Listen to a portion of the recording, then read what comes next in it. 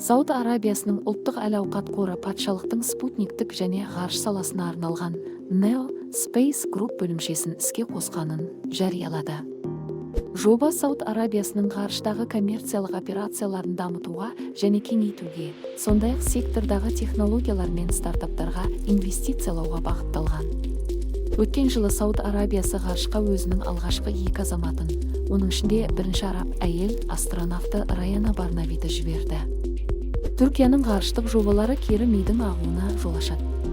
Еуропалық ғарыш агенттігінің ғарыштық зерттеулер және технологиялар орталығының үйлестірушісі Гүлендеде Түркияға оралып, өз елін ғарыш саласындағы таныту үшін туған жерінде жұмыс істеуді көздеп отыр.